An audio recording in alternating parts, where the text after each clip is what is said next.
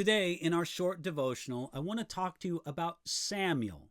And I want to read to you from 1 Samuel chapter 25, verse 1, and speak to you about how the fact is true that the work of God goes on. Again, 1 Samuel chapter 25, verse 1. Then Samuel died, and the Israelites gathered together and lamented for him, and buried him at his home in Ramah. And David arose and went down to the wilderness of Paran. 1 Samuel chapter 25, verse 1 says it plainly. Then Samuel died. Samuel was a great man who lived a life truly dedicated to God. Samuel served the Lord from his youngest days and left an impressive heritage. 1 Chronicles chapter 9, verse 22 suggests that Samuel organized the Levites in the service of the sanctuary, a work which was completed by David and Solomon. 1 Chronicles chapter 26, verses 27 and 28 says that Samuel was the one to begin collecting treasures for building the temple later in Solomon's day. 2 Chronicles chapter 35, verse 18 reports that Samuel remembered the Passover and kept Israel in remembrance of God's great deliverance. Psalm 99, verse 6, and Jeremiah chapter 15, verse 1 celebrate Samuel as a man of great prayer and intercession.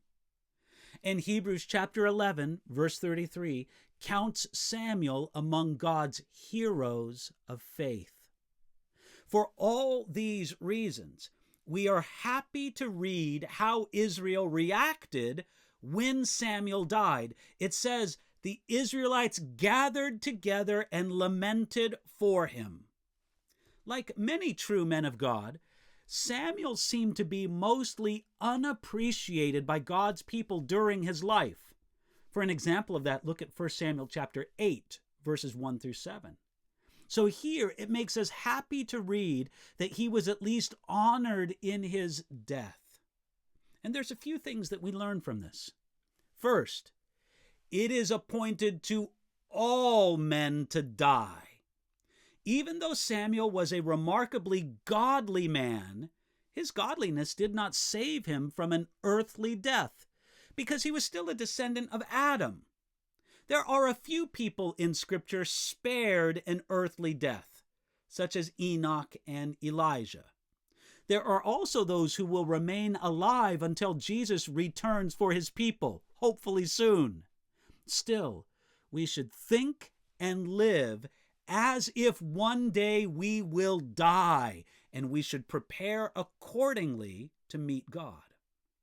Second, God's work in Samuel did not end when Samuel died. God's work never is dependent only on one man, so the work continued in Israel even when Samuel died. If it is written, then Samuel died, it is also written, and David arose.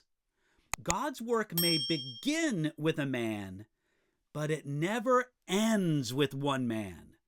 God continues and sustains his work as he pleases. His workmen may die, but God's work goes on. Let's thank the Lord for that together today.